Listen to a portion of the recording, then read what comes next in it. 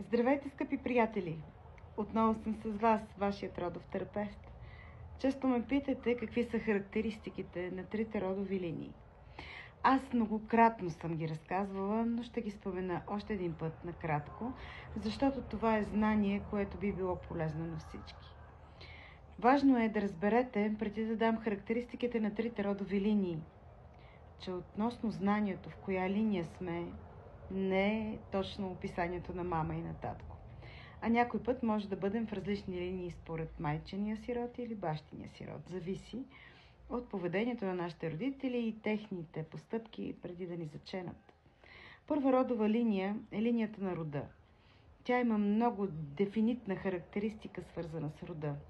Човек се грижи за рода, старае се да бъде близък със своите роднини, особено го вълнуват имотите, къщите, нивите, наследствата, пише родови книги, често се връща в родното си място, опитва се да бъде съпричастен към родовата история и се старае да следва родовите традиции. Това са доста отговорни, но също и малко сухи хора, родени лидери, опитващи се да целия род да го структурират правилно и да го подредят според своето виждане. Върху тях е отговорността за всички останали, защото в първородна линия ние сме високо отговорни хора, даже може повече, отколкото е необходимо. Във втора родова линия са хората, които са предназначени от рода за света.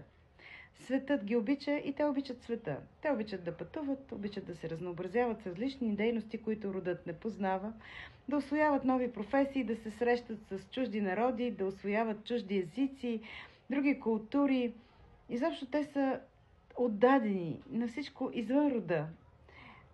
Те са предназначени, за да могат да дадат нов вкус в самия род, да имат нови знания рода, да получи нови знания от света. Много интересна е втора линия. Те са бохеми, много често са хора на изкуството. Трета родова линия е най-сложната, честно казвам. Трета родова линия е тази, която е призвана да замести първите две, ако не си вършат работа или ги няма. Това не е никак лесно. Но истината е, че трета родова линия е за Бога, за духовния свят.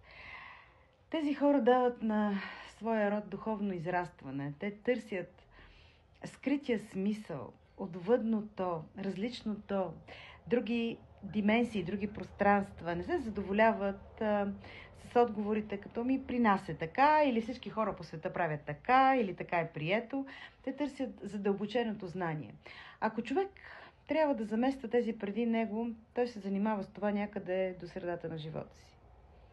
След това махва с ръка и казва: направил съм каквото съм можал, сега ще живея за духа, ще върва напред. Тъй, че е много интересна трета родова линия. И както казах в началото на това видео, вие можете да имате една линия по мама и друга по тата и да кръстосвате тези характеристики в себе си спрямо кой род в момента сте обърнати. Да, не е лесно да сме неосъзнати в родовата си система и всяко знание ни е от полза за това.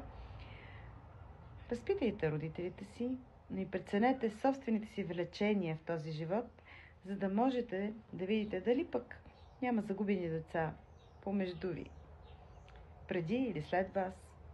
Линиите се определят от реда на зачеването. Важи за абсолютно всички, близнаците също са в различни линии. Но за това може би ще ви разкажа някой друг път. До нови срещи!